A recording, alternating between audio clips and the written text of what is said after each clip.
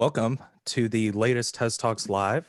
As all of us are who are aware and listening, there's been lots of buzz and activity around DeFi. Today, we're going to spend some time discussing a new Tezos in-house oracle, Harbinger. We have myself today, William McKenzie of Tezos Commons, our other co-hosts, Ken Garofalo of Tezos Commons, Luke Youngblood of Blockscale, and Keefer Taylor of Tessellated Geometry. Welcome, guys. How's everything going today? Doing great. How are you? Doing well. Excellent timing for this episode. I know there's a ton of market buzz around DeFi right now. We just had Uni released for the Uniswap protocol, so couldn't have asked for a better episode, and glad to have you guys aboard here today. Thanks for having us. Yeah, thanks for having us. It's great to be here. Absolutely. And to just tell the audience, we are having a Ledger Nano S giveaway today at near the end of today's episode, about 15 minutes left before we go into product demos. I'll give a keyword, and you guys in the audience will enter that keyword in the YouTube chat for a chance to win that Ledger Nano S giveaway. So more instructions to follow, and keep an ear out for that keyword. Yes, stay tuned for that keyword. Before we go ahead and dive into everything, Luke, would you mind providing a little bit of a background? Sure. Yeah. So my name is Luke Youngblood, and I currently work at Coinbase, but I've also done some work for the Tezos Foundation as well. And one of the things I've been doing, really focused on over the last few years, has been, sort of the intersection between security and cryptography and decentralized and distributed systems. And prior to joining Coinbase, I worked at Amazon Web Services as a principal engineer. And I've been in crypto for many years. I was mining Bitcoin back in 2010. And I've also been running a Tezos validator for about 2.5 years. Or a Tezos Baker, as we call it. And as I started to get more and more involved in the DeFi ecosystem recently, I've really been passionate about bringing better security and better stability to these new protocols. That's pretty much my background in a quick version. Gotcha. How about you, Keefer? Can you provide a little bit of a background on yourself?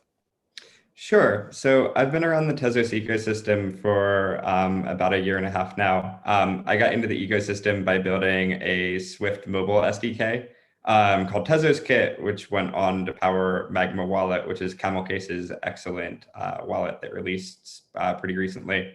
I run a validator on Tezos as well, and I've been helping out building sort of like DeFi primitives with Luke. Really interested in seeing more finance applications come to the Tezos blockchain.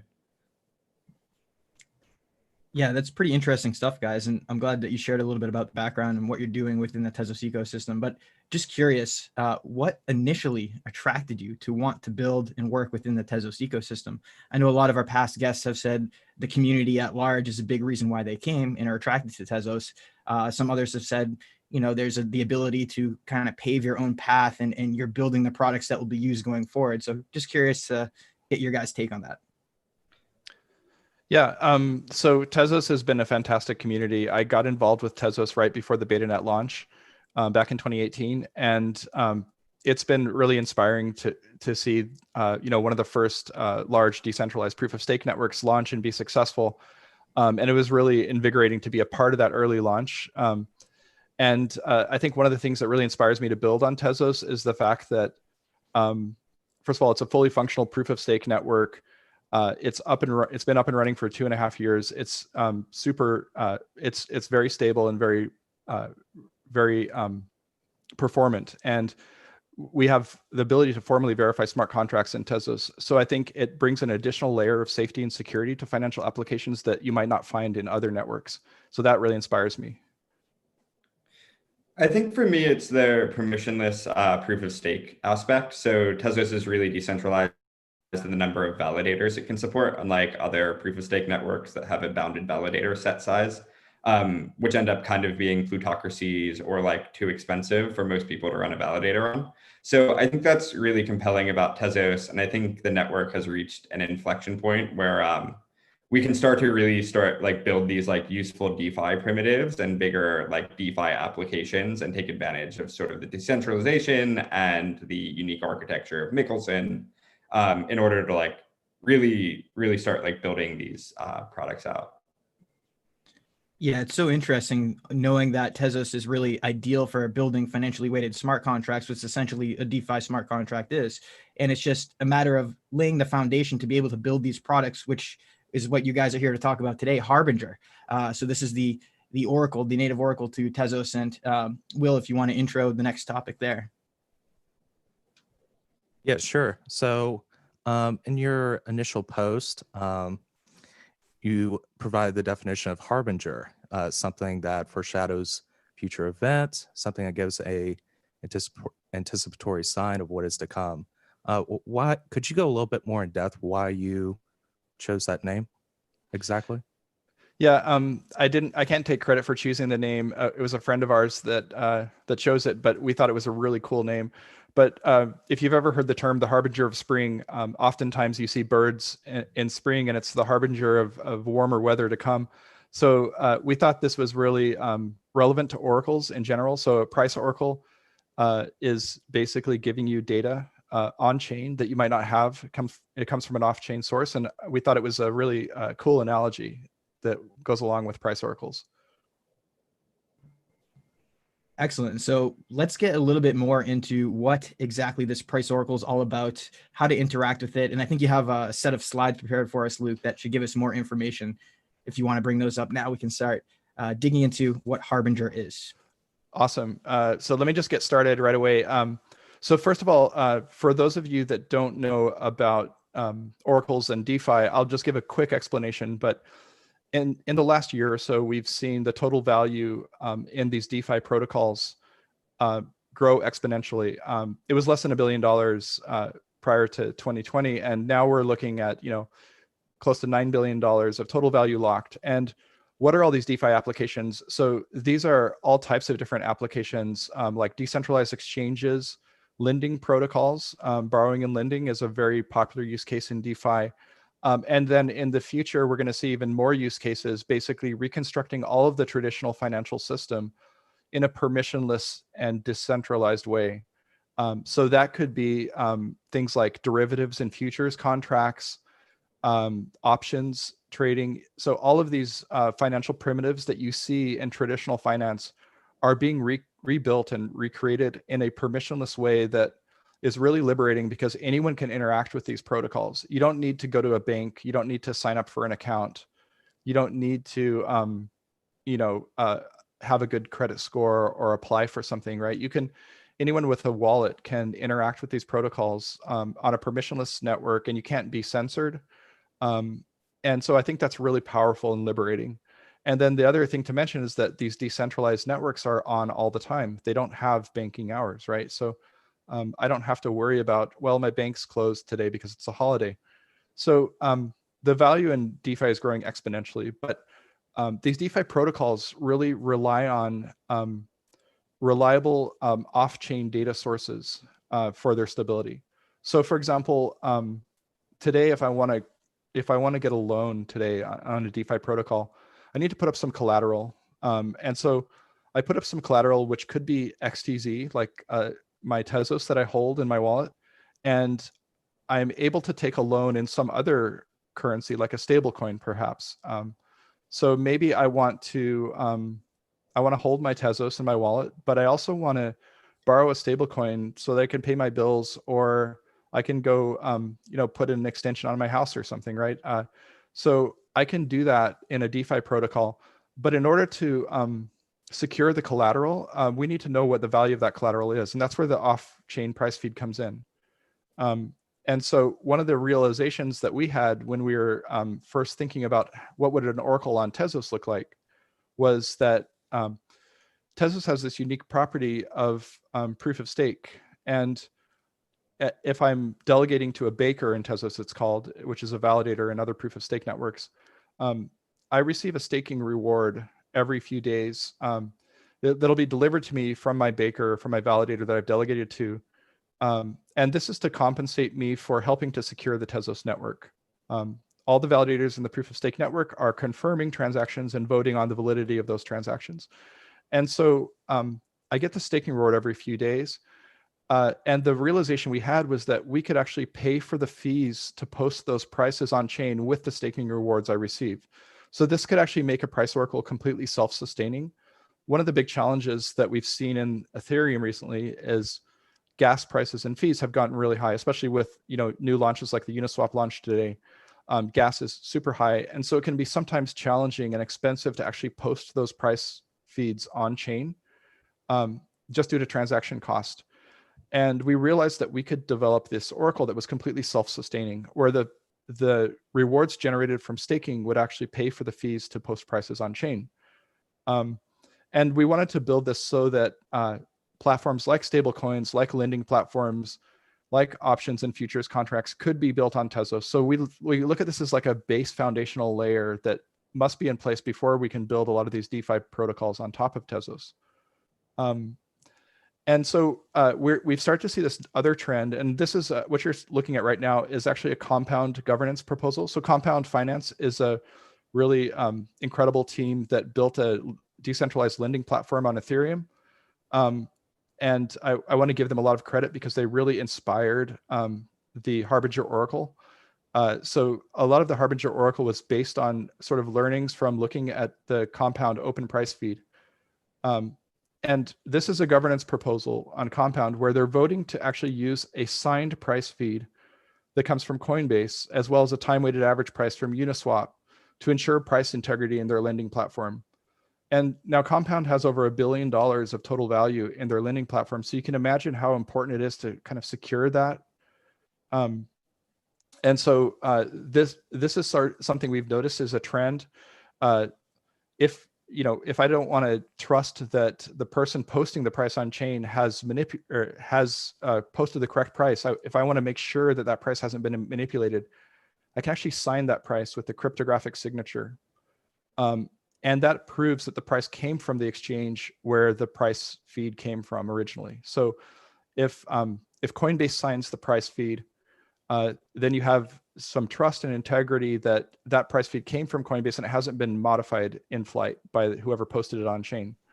And then the other really interesting thing is we realized that we could actually make systems more reliable.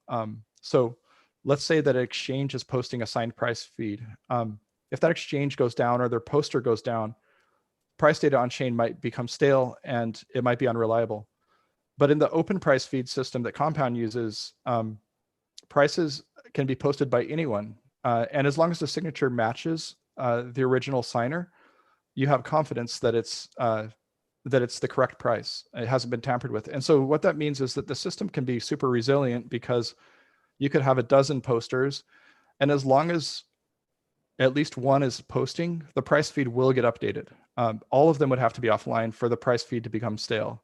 So this becomes a very resilient system, and it doesn't rely on a single poster, which might be less reliable. And so let me just jump into the Harbinger architecture itself a little bit, and I'm going to do a quick demo, and then I'm going to pass it over to Keefer and let him demo as well. Quick question for you, Luke, before you begin this slide here. So could you just explain to the audience the importance of a correct price being posted, and maybe why a bad actor would want to post a bad price? Sure. Yeah. So let's take the example of a lending platform. Okay, it's a pretty good example, I think. So let's say that I want to create a vault, or we could call it an oven in Tezos. And actually, by the way, Keefer and I are working on building a stable coin on Tezos. We haven't decided on a name yet, but we're really excited about the possibilities this opens up. So let's say I want to create an oven and I want to mint stable coins. We're going to call it an oven because it's Tezos. It goes with the baking theme. And I create a vault or an oven and I send $200 worth of XTZ to this vault. Now that vault can be delegated, or that oven can be delegated to a baker, and I can get staking rewards from it. But more importantly, I can actually take out a loan against that vault. So I might have $200 worth of XTZ in there. I can borrow $100 of a stable coin against it. Now the stable coin is secured by the collateral in the oven. It's secured by the XTZ. And if I've borrowed $100 against the $200 of XTZ, that's called a 200% collateralization ratio. And so that's a pretty healthy collateralization ratio. I haven't borrowed more than my collateral. But now let's say that the price of Tezos goes down over time, and now my collateralization ratio is lower than it should be. So maybe the price dropped and my Tezos is only worth $150. So in the event that it drops too low and there's not enough collateral, we need a way to bring stability back to the system, right? The whole idea is that the stablecoin should be stable. It should track the price of $1 US. And so the way we bring stability back to the system is by having a liquidator pay back some of that collateral to, pay back some of that loan, right? The borrowed stablecoin to get the collateralization ratio back in order, back into a safer collateralization ratio. And in return for doing that, the liquidator actually gets to buy some of the XTZ at a lower price than normal. So they get a discount on the XTZ. That compensates the liquidator for bringing stability to the system. They've helped pay off some of the loan, and now we've restored stability to the system. So you can imagine that having a really accurate price is super important, because if I can manipulate that price, I might be able to empty vaults, and I might be able to buy XTZ in the vaults at a lower price than I should be able to. And so just having a really reliable and trusted feed is super critical for that. And for a number of other things, like you can imagine options. If I want to buy an option to like buy or sell XTZ at a future date for a certain price, super important to have a reliable price feed to know about whether that option strike price was reached. It's a couple examples. So you basically have all these secondary effects that can result in discounted assets based on a bad price being reported. That's right. So it's very important that that initial reporting price is accurate because it has all these downstream effects. And I know you actually had a lot of packed into that answer there. There's something that I guess we'll highlight later on, but if our audience is savvy, they picked up on a kind of announcement that you made during that little example. We'll digress if you want to move on to the next slide. Yeah, sure. So basically, yeah, we're really excited about the stablecoin. It's a project we hope to launch soon. I won't talk about it too much here, but you know, Keefer and I are kind of working on this together, and we're excited about creating the ability for anyone that holds Tezos today to create their own oven and mint stablecoins, and then use those in DeFi lending and other platforms like DEXs and things that are going to be launching on Tezos really soon now. So really excited about the start of this DeFi ecosystem. But let's get into the architecture a little bit, and I want to do a demo. So basically, we have the first component is this Harbinger signer, which is what really retrieves the prices from the exchanges. And then posters are anyone in the Tezos community that wants to pick up a signed price and post it into the contracts. And I'm not going to go into the contracts yet. I'll let Keefer cover those. Keefer's going to demo posting to the contracts and deploying the contracts as well. But let's talk a little bit about the signer, because there is a really cool piece of technology we built it on that wasn't available until just a few months ago. So in November 2019, Amazon launched this new feature in AWS, and it lets you sign with asymmetric cryptographic keys. So if you look at like the way the bakers are, the bakers for the Tezos Foundation are provisioned. I talked about this in one of my previous TezTalks, if you ever want to go back and watch that. But basically, they use these hardware security modules that are super expensive. They cost a few $1,000s a month, but they store the private keys in hardware. They can't be extracted. And it's a super secure way to protect your private key material. But it was expensive. And now what Amazon has done is they've democratized this, and they've made it super cheap. And you notice this curve that's supported here is actually it's known as the K curve, which is the same curve used by Bitcoin and Ethereum and Tezos. And what this lets us do is it lets us actually generate cryptographic signatures with keys stored in hardware security modules for a fraction of the cost. So for just a few bucks a month now, I can generate cryptographic signatures with a key that can't be extracted by any Amazon employee. So it gives us a huge improvement in security at a lower cost. And so what this allowed us to do is to build this lightweight signer that can retrieve market data from a crypto exchange. So we retrieve the price, and then we sign it with the private key stored in KMS, and then anyone can pick up that signed price and post it. So let me just demo for you really quickly how that works. So what I'm going to show really quickly is part of what Harbinger is. It's an open source project that anyone can deploy. And we created this reference signer that we want other exchanges to use. So right now, Coinbase has a signed price feed that they've been publishing. It's used on Ethereum and Tezos now. And OKEX is another exchange that has launched a signed price feed for Ethereum. And we hope to inspire other exchanges to launch their own signed price feeds because it will bring more stability to the system. If one exchange posts a signed price, that's great, but it would be ideal if 3 exchanges post signed prices like Coinbase, Binance, Gemini, Kraken, OKEX. Everyone posts these signed prices, then we can medianize across them. So if one exchange has like a market data issue, then we don't have to rely on that one exchange. So we created this reference signer that anyone can deploy. It's a serverless application. It doesn't require you to run any servers. And you simply create a candle provider. So for example, this is the candle provider for OKEX that retrieves the candles from their market data API and then signs them with KMS. And so I'm going to demo deploying this. This YAML file is basically a configuration file where you define what markets you want to pull data for and sign. So you can configure the markets there. And then once you've configured that, it's a very simple deployment. And I'm just going to demo that now. Let's see. So I can just simply type, hold on a second. I'm going to deploy an OKEX signer. We already have a signer for Coinbase, so I'll just deploy the OKEX one. Now you can kind of ignore these warnings because it's complaining that the Coinbase API key is not there, but that's because we're not deploying a Coinbase signer. We're deploying the OKEX signer.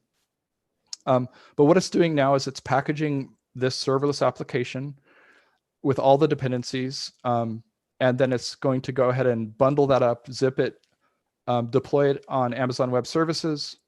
And by the way, this just costs a few bucks a month if you want to run one of these.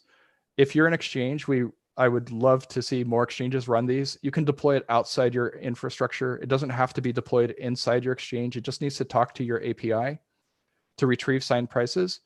And so it doesn't introduce any security risk to your existing exchange infrastructure.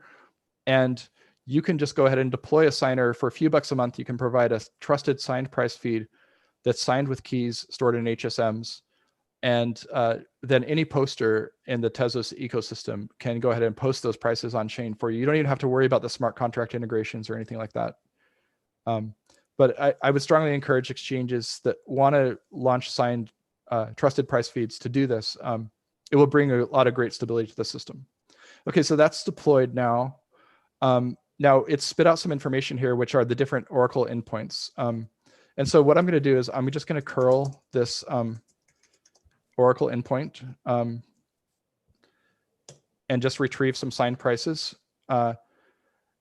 And if everything worked correctly, I should get a signed price feed from OKEX. And there we go. So what you have here are the actual data that comes from the signer. So these are the messages. These messages are in Michelson encoded.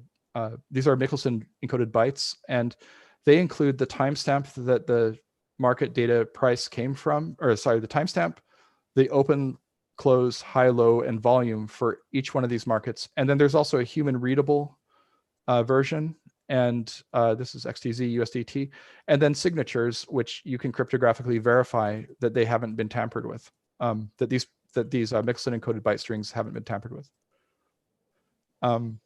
So that's just a quick demo of the signer. If you're running an exchange, I highly encourage you, or if you work in an exchange, I highly encourage you to set one of these up.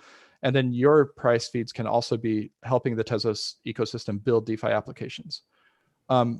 So now I think what we want to do is maybe switch over to Keefer, and Keefer's going to demo the poster part of this.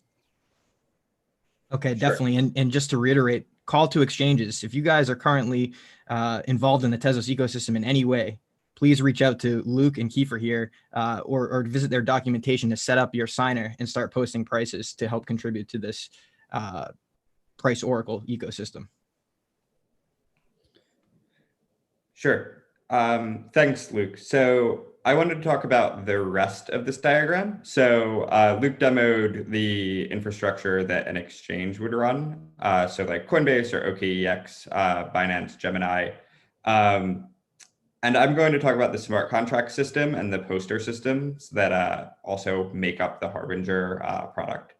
So the first thing I wanted to talk about was the price storage contract. And the price storage contract is a contract that anyone can write to, and it holds a price feed at a single point in time. So it is like the most recent data point that you have.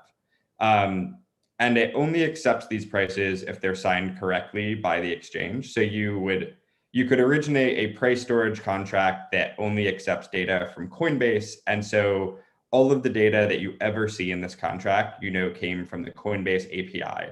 And as reasonable DeFi users, we trust that Coinbase is probably not going to start signing malicious data, and they're probably a pretty decent, reputable source for what the price of an asset like Tezos actually is.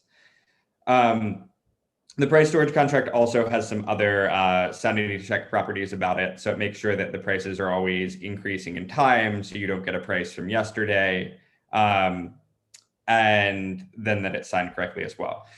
So this works great, except you can imagine that Coinbase may, or there may be like black swan events, right? So like someone may wash trade Tezos on Coinbase at $1 in order to get Coinbase to sign a price that says that Tezos traded at $1. And that may actually be true and have happened, but it probably isn't the correct price of Tezos at that point in time. And this leads into all the problems that Luke sort of talked about with stable coins and with these other DeFi primitives that we want to build, where you can cause liquidations or you can cause people to lose money if you can maliciously manipulate a price. So the solution for that is to use what's in this red box in the lower right-hand corner, which is a normalizer contract. And the normalizer contract stores many data points, and it normalizes a price across them. And so a normalizer contract is not permissionless. The normalizer contract will only accept input data from the price storage contract. So anyone can write data to the price storage contract as long as it's signed correctly, and then only the price storage contract can push data into the normalizer contract. And so we've written a reference implementation of a normalizer contract, and it has a configurable number of data points, and then it produces a volume weighted average price across those data points. And we feel that this is a pretty reasonable way to average out the data that's coming from these exchanges into a price that would be hard to maliciously manipulate in order to change prices to affect DeFi. But this is just a reference implementation. So anyone who conforms to this binary interface could write their own normalizer contract, right? So you could imagine that if you're writing some custom exchange, custom DEX or custom stablecoin vault or something like that, and you have your favorite price normalization algorithm, you could go write that into this price normalizer contract, and you can hook that up to the price storage contract and still benefit from all of the system, all of the other infrastructure in the system. You could also imagine a price normalizer contract normalizing across exchanges, right? So you could write a implementation here that takes inputs from Coinbase and OKEX and averages them out together so that a malicious actor would have to be able to manipulate the price on both of those exchanges at the same time in order for something bad to happen. And then the last thing is on the price normalizer contract is it has a callback. And so the callback lets other contracts, which are DeFi protocols or dApps, go ahead and ask for these prices programmatically as part of smart contract execution. So a client app can make a call to the price normalizer contract asking for the normalized price at that point of time, and we'll pass them back that price. And then we'll also pass them back some data for sanity checking. So we'll pass them back a timestamp of when we last saw an update for that data so that they know the data or the price they're using is semi-recent. and then with that data, the DeFi app and protocol or protocol can decide what they actually want to do, and they can decide to liquidate a vault or set an option strike price or pay interest. All of those things are possible then. And so we've just enabled them to have this data in a secure way. And so I guess the last part of this then is this green box on the left, which is the poster. And so the poster is an entity that actually is responsible for getting this price on chain. So Luke's demo showed that a reputable entity like Coinbase or OKEX or any other exchange could sign this data, and we can cryptographically prove it came from them. And then the smart contract system we've developed will accept those cryptographically signed data points. The poster is the entity that's responsible for actually plumbing the data through. And so the posters take the data from this signed price feed and they put it on chain. And the posters, for doing that, actually pay the gas fees to put it on chain. And so we expect posters to be people who are actually building DeFi apps and protocols on Tezos. Because they're going to be the people who actually want this data and who need this data for their services to run. And so they're probably going to be willing to pay for it. And we are sure that the data is coming from a place of integrity because it's signed cryptographically. So we're not putting any trust in these posters, we're just letting them pay the fees to put the data on chain. And the great thing about this system is that there's no single poster. So because anyone can write data to the price storage contract, we could have many posters. So Luke and I will run a poster that posts data because we want to use it for the stablecoin we're building. But you can imagine that if some other team comes along and builds a decentralized lending platform and they also need prices from Coinbase, well, they might choose to run a poster too, and we can both share the burden of putting those prices on chain. And we can both trust each other that the data we're putting on chain is legit because it's signed by this signing function that proves it came from Coinbase. And we think that's really powerful. And one of the other cool things that we found out is that the gas fees to use Harbinger are actually really, really low. So an update here costs like under, I think, 10 cents. So what we figured out was actually just by getting a roll of Tezos and baking it, the rewards from participating in proof of stake through the rewards for participating in delegated proof of stake actually are going to average to higher than the cost of putting this data on chain once an hour every day. So we're really stoked about that. And like, we think that that means that we can just sort of produce this data indefinitely with this initial investment that we've put in. And you could imagine that other teams could also kind of put a similar amount of money of a roll of Tezos in and then we could provide updates twice an hour or something. And we're really like looking for more posters. So we currently post data on mainnet for Coinbase, but there are all these other posters we've written and that are there and posting data and are signing data, but no one is there to put it on chain. So if you're interested in this data, we'd also love to talk to you about getting you set up with a poster and getting this data on chain and available for everyone to use. Yeah, and so I guess the last thing I want to do is just demo how easy it is to put this data on chain.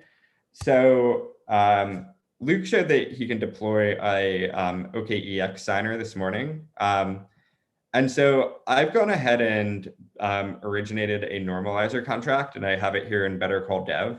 And so this normalizer contract has never been touched. You can see it has all of the assets that Luke is signing in the signer, and the computed price and all of the price feed data we have for this is just zeroed out. So we've never seen an update. This is a fresh contract. And then I also wanted to show off this cool thing that Sean Majin in the Tezos community built, which is a dashboard. And so this dashboard is a dashboard that shows Harbinger Oracle data. And so this dashboard is showing just in the browser, what data is sitting in this normalizer contract. And so there are two ways that we built to post data. So one is a command line interface, which is great for demos and great for building this stuff iteratively and debugging and development. And then the other piece of infrastructure we've provided is a hosted Oracle system. And the hosted Oracle system uses the same technology Luke demonstrated. So it stores your signing key that pays the gas fees in an AWS KMS key store. So it's super secure. And then it also is built on serverless. So you can just send this function up into the cloud. It costs you a couple dollars a month to run on AWS's infrastructure. It is always on and redundant, and it just happily posts prices. So I'm going to show off the CLI program today, but if you're interested in posting these prices, we'd love to hear from you and like give you a tech demo of getting an AWS poster up and running. And by the way, all of this stuff is open source. It's all on GitHub, and we've built it to be like relatively componentized. So if you have some like interesting other application that you sort of wanted to remix here, like you could imagine that someone wants to go build a GCP like Harbinger poster. We probably have most of the code that you need to go do that already built and available. You'll just have to write those like custom bits of logic. So if you're interested in those sorts of projects too, we'd also love to hear from you. So without further ado, I'm going to jump over to my command line. And Harbinger is just a command line utility. Among other things, it lets you update these prices, but it can also deploy these contracts or the storage contract and the reference implementation normalizer for you. And so I'm just going to show you a quick update, pulling from the signer that Luke just deployed and throwing it into the contract I showed you. So we can just invoke this with Harbinger, which is the name of this program. We give it a command, which is update from feed. And then we provide a feed URL. And so this feed URL is the same URL Luke just hit with curl in his command line that got printed out. We need to tell Harbinger what asset names we want to update for. So these are the assets that Luke is signing and that I've told my like storage and normalizer contract to expect. And then we just tell it the Oracle contract address. So where the storage contract is that it's going to place this data in. And then optionally, I can also provide a normalizer contract address, and that will make an atomic operation that not only puts this data on the storage contract, but it also just pushes it straight into the normalizer for us. And so I would like that to happen. So I'm going to provide this optional argument, and we can go ahead and run this. And if all goes well, we should push data live on CarthageNet.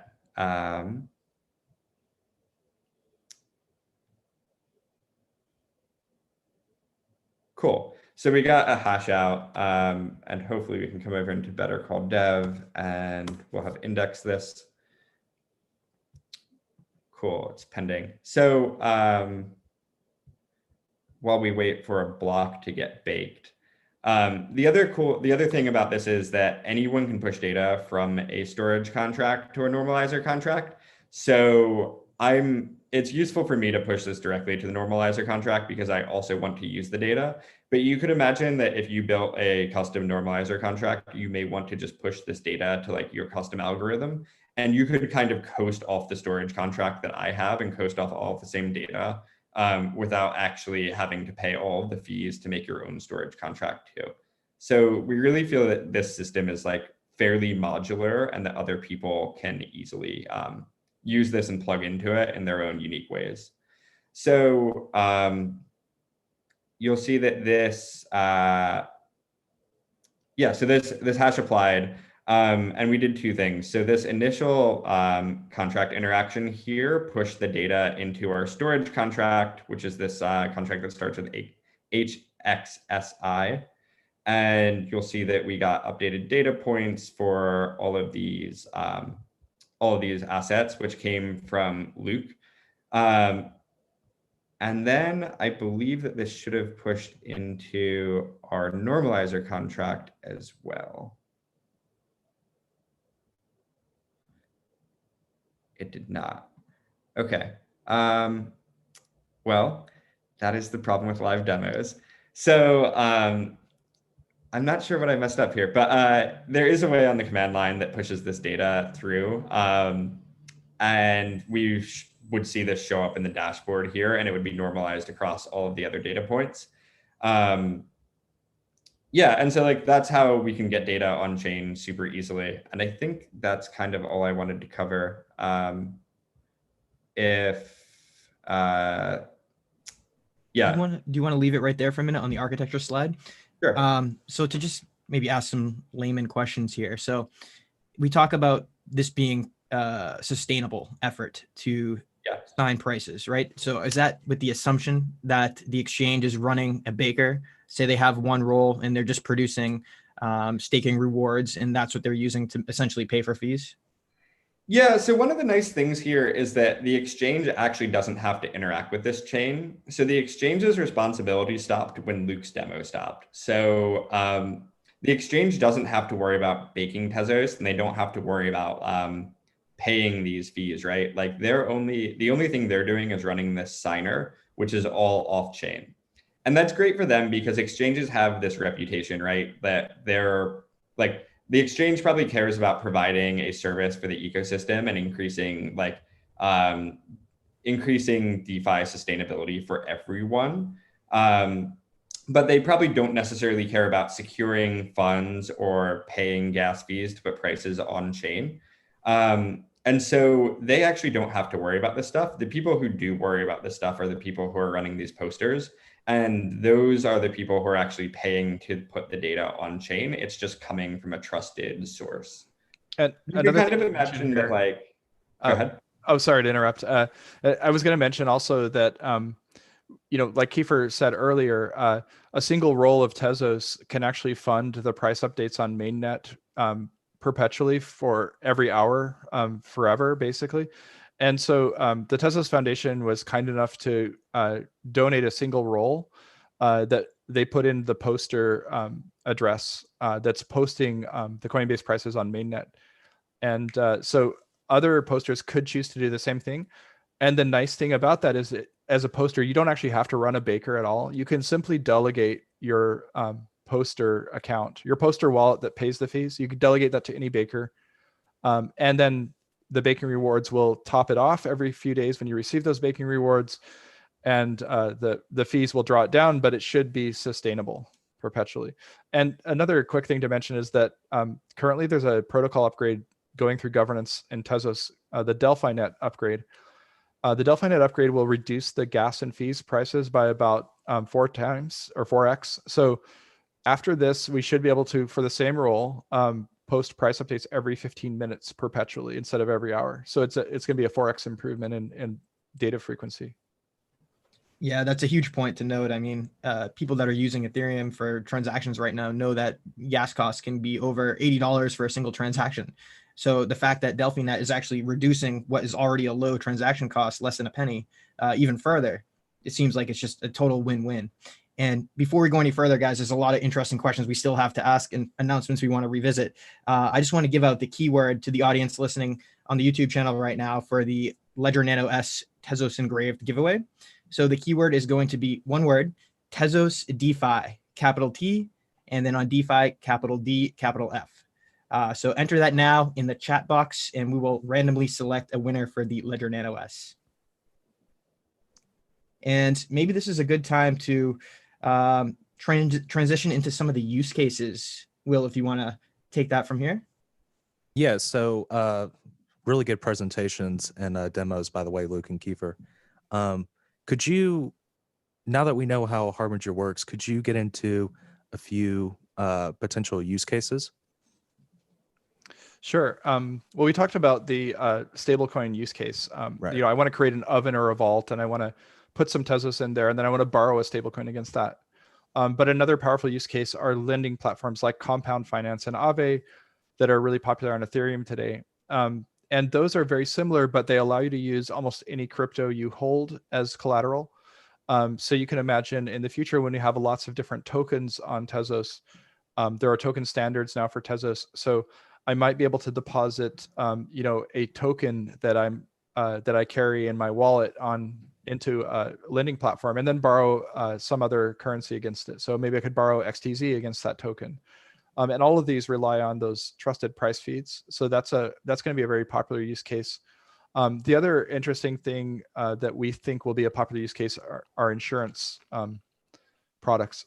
So for example, let's say that I want to I want to kind of hedge my downside risk against like losing all my funds, I could actually insure, a smart contract, or I could insure like that the value of this token won't drop below a certain point. And so having a trusted price feed gives both the person writing the policy, the underwriter, the ability to know whether a claim is valid or not, and also gives the person that's buying the policy like assurance that what the underwriter is deciding is accurate. Yeah, and actually circling back to what you were saying about Compound, I believe Robert Leshner said Harbinger is an important building block for the decentralized finance ecosystem on Tezos. Luke, do you know if Compound is going to be using Tezos smart contracts or Harbinger? I can't confirm or deny anything like that. I've Gotcha. met with Robert a few times. He's a great guy, and we've really collaborated a lot on the Compound open price feed that's being used by Compound Finance on Ethereum. But I think in general, the Compound Finance team is really interested in growing the greater DeFi ecosystem. And they've given us some really positive feedback about Harbinger. We were definitely inspired by their design and their architecture, and we added a few features like the normalizer contract that don't exist in the open price feed. But we're definitely inspired by their design, and we hope to inspire other DeFi builders on Tezos to actually build the next Compound.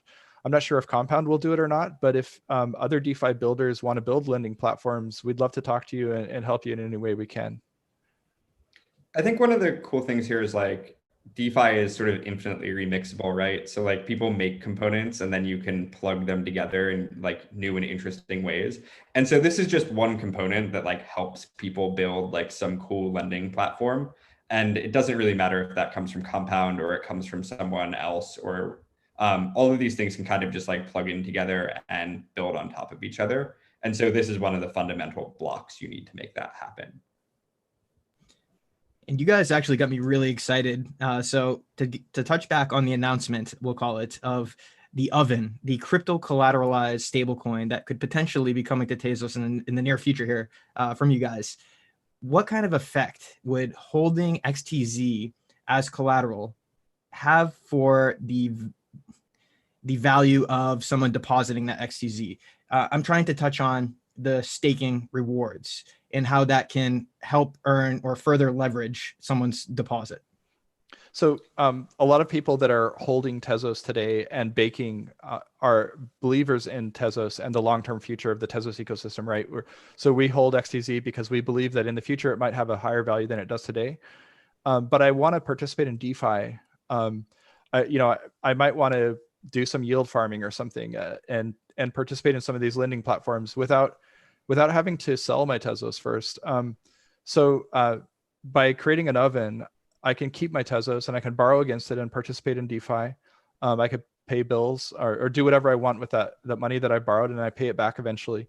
But more importantly, adding staking rewards to this ecosystem makes it even better, because now every 3 days, my Oven is going to get staking rewards, and I have more collateral. So now I can make more stable coins from that collateral. And my Tezos continues to grow and bake while I'm actually using it in DeFi, which is really powerful, I think. And that doesn't exist in a lot of the other proof of work chains today. Yeah, that's very interesting how you're basically leveraging the proof of stake reward aspect, whereas with MakerDAO, for instance, if you're locking up Ethereum, there's no additional value being accrued from that Ethereum sitting there. So it's just another way to further leverage the value that your assets are creating with these protocols. Excellent. That's right. Really interesting. And Keefer, this is a question for you. So touching back on the normalizer contract, I just want to make sure I can understand this correctly. So essentially you have a collection of prices that are sitting in the price contract. And the normalizer contract can be customized to pick and choose. Say you want a 50% Binance, 50% Coinbase price weighted average, right? And then that can be specified within the normalizer contract, which then interacts with the DeFi application. Yeah, so you can think of a storage contract as only holding a single point of data. So it's like the most recent point of data in time. And then the normalizer contract is just a contract that accepts inputs only from that storage contract. And so the storage or the normalizer contract we've provided actually only attaches to one storage contract, and it normalizes over a set number of data points, and it computes a volume weighted average price, which is to say it is the average of all of the price points it has, weighted by how much trading volume there was. So if there was like one data point where there's only one trade, we actually don't really value that data point as much as a data point we had where there were 10 trades. And so we think that's pretty sufficient for like getting things up and running. But we suspect, long term, as more exchanges build these signers and like we see more data flowing into the system, that we would want to implement a normalizer that can pull from multiple data sources and normalize across multiple exchanges. And that could be us who writes that contract, or it could be someone from the community, or it could be whoever steps in and builds like a compound like lending platform on Tezos, right? All of this stuff is open and permissionless. And like I said, it's like infinitely remixable. So we would welcome that contribution and that sort of like additional building block that other people could use, including us. One of our visions for this is that eventually someone will build a medianizer contract. And that medianizer would be the thing that pulls in data from multiple exchanges storage contracts and then medianizes it across that. And when there are at least 3 exchanges that are providing assigned prices, it will be even more powerful because medianizing across 3 is much better than like averaging across 2. Is there like a target amount of exchanges that you want as signers? Ideally 3 or more. That would be ideal. The more, the better, right? It's just always better to have more data. Yeah, I think we've built reference implementations on like the Gemini exchange and the OKEX exchange and Binance, and then Coinbase is hosting a price feed. So we do have data from all of these like sources, and it's just signed by Luke and I, who I think that we're fairly trustworthy. But obviously it would be better to trust Gemini as an exchange than like Luke and I, even though I think, Luke and I have best intentions. So there's a decent amount of data out there that people can go use. And I think as like people start to use this data, we can find out like how, or like figure out where we can get it properly hosted and signed in a trusted way, or a more trusted way. Yeah, very cool. And for the audience, if you guys are listening and have any questions, feel free to post your questions in the chat and we'll ask those here. So another thing you mentioned, Keefer, earlier is that the poster, right? The poster contract or participant. You said the Tezos Foundation donated a role to an address and they're acting as a poster. Can you walk us through, if they are needed to donate more or how that came about? How is the TF's involvement in all of this? So we run a poster that just runs on the same technology stack that Luke demonstrated. So it runs on AWS. It has a key in AWS's HSM, and it signs updates every hour for the Coinbase price feed on mainnet. And that poster's Tezos account is delegated, and it is earning rewards for participating in delegated proof of stake. And so the rewards that are paid out to it every couple days are actually higher than the amount of fees it pays for those couple days. So it will just happily continue posting prices indefinitely. And we think, that's really powerful because we're not relying on, Luke and I coming up with another $1,000 or 1,000 XTZ every couple months to like keep sustaining this thing. It's just kind of a one and done operation where we'll be able to keep paying these fees forever. And yeah, I think, I forget your original question, but I think that fairly explains it. And yeah, basically that we put in a grant application to the Tezos Foundation and we asked them to donate a roll of Tezos. And so they basically gave us a perpetual loan for a single roll of 8,000 XTZ that is deposited into the wallet that poster uses to pay for fees. And that's what's paying the sustainable fees for the mainnet poster. Yeah. Yeah. So one thing I want to revisit is, we have Dexter, the decentralized exchange, which is planning to come out, I believe, by the end of the month. You were speaking on yield farming a little bit earlier, Luke. Could you go a bit more in depth in how you see that interacting with Harbinger and Dexter? Yeah, sure. So there's kind of two ways you can get price data on chain. One is to get it from an off-chain oracle like Harbinger. Another way to get price data on chain is from a DEX, a decentralized exchange where you can see actual trades happening. So you can imagine that in Dexter, I can create an automated market maker or an order book. Essentially, it's permissionless, so anyone can create a market with two assets in it. Those two assets could be XDZ and a stable coin. And then people can decide, I want to swap some XDZ for stablecoin, or I want to swap stablecoin for XDZ. And then what we're seeing in Ethereum, and we think this will also happen in Tezos as well, is that many of the participants in the DEX itself, they're basically like market makers, but they're called liquidity providers, right? If I'm providing XDZ in a stablecoin as a liquidity provider, I'm providing liquidity to the protocol, to Dexter, that people can use to swap against, just to trade if I want to convert some. Maybe I borrowed some stable coin and I did something with it and I want to, like swap it back and repay my loan. So Dexter enables that swap back and forth between XDZ and stablecoin to happen. And then just like Uniswap launched their liquidity provider program last night, a lot of these protocols might choose to incentivize the liquidity providers by sharing governance tokens with them. And then the governance tokens give them the right to vote on fees and to vote on the future of these decentralized exchanges. And so that's kind of where the yield farming aspect comes in. So for example, in the Compound platform today, when I either borrow or supply to the lending platform, I also earn comp, which is the governance token for comp, and that lets me vote on compound governance functions. And so earning that comp is kind of yield farming. That's an additional yield, the governance token that you're getting in addition to the, the normal APY you might get for supplying to the lending platform. And so that's enabling first the on-chain oracle, enabling stablecoins to be built, and then enabling DEXs to be built on Tezos. Those two key things will enable yield farming to happen on Tezos. So for all the degens out there that are sitting on the sideline waiting to yield farm for governance tokens on Tezos, we're right around the corner from that stuff.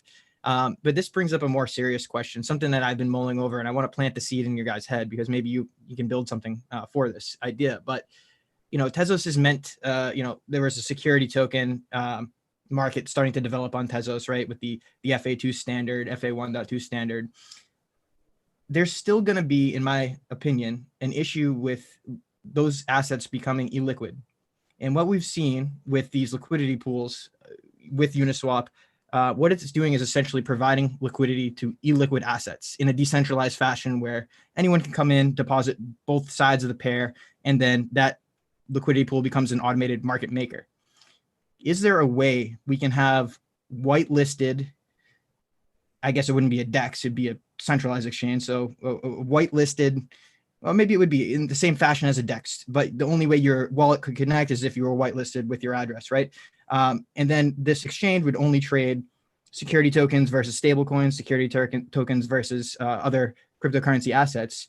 And people would be able to, deposit both sides of the pair to a liquidity pool that would become an automated market maker for the security token, solving the issue of low liquidity for these illiquid assets. Is that something that you guys are thinking about? Is that something that's feasible? Or am I just barking up the wrong tree here? I think that's a fantastic idea.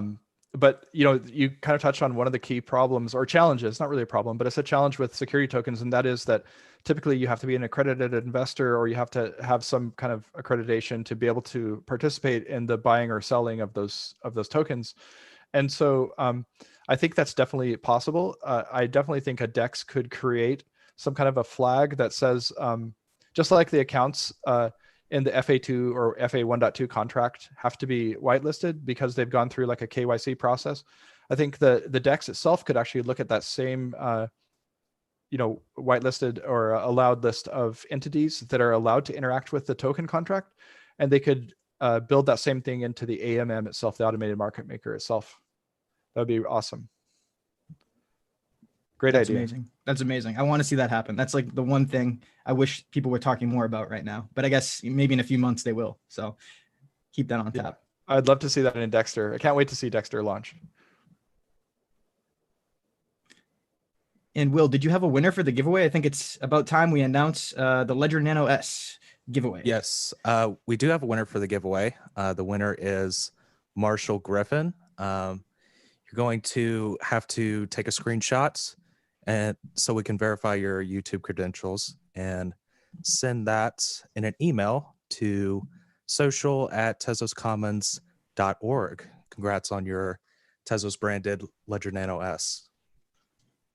Congratulations. And all right, guys, we're about to close. So do you have any closing statements you'd like to make before I wrap? Well, first of all, I just want to thank a lot of people that have really helped us in this journey. Like it wasn't just Keefer and I that did all this. There's a lot of people behind the scenes in the Tezos ecosystem that kind of build the libraries and the tooling that helped us to build this. So I want to thank like the creators of SmartPy, which is a smart contracting language we wrote most of the contracts in.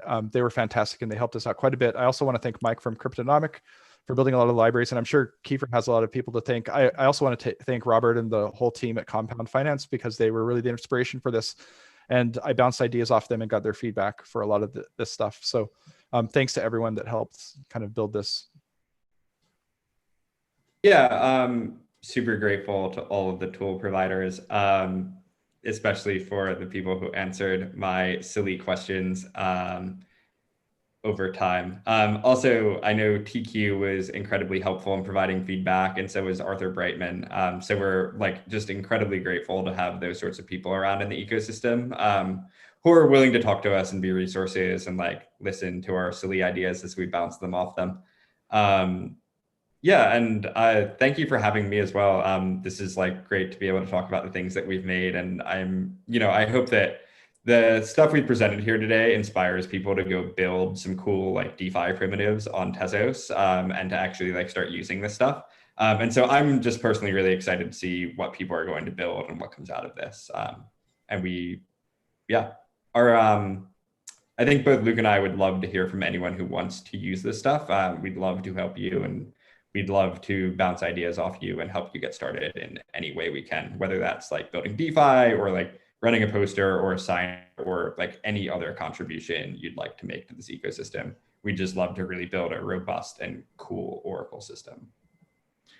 And so the best way to reach you guys, I know you have your Twitter accounts. Luke, you're at Luke Youngblood. Keefer, you're at Keefer Taylor. There's also an at Blockscale Twitter. Any other way that people should reach out? Yeah, my DMs are open. I don't check the Blockscale Twitter very often, but my DMs are open. So send me a Twitter DM and I'm happy to chat. Yeah, Excellent. Same for me. Okay, excellent. Reach out to these guys on DM and they'll help you answer questions and collaborate on building the future of DeFi on Tezos. This was a really informative talk, guys. Really glad to learn more about Harbinger and what the potential is for Tezos down the road. And if you guys want to learn more about Tezos Commons, go to tezoscommons.org. You can go to tezoscommons.org/TezTalks to find our upcoming schedule of new videos and guests. Luke, thank you so much for joining. Keefer, thank you as well. For Will, my name is Ken. Until next time, take care.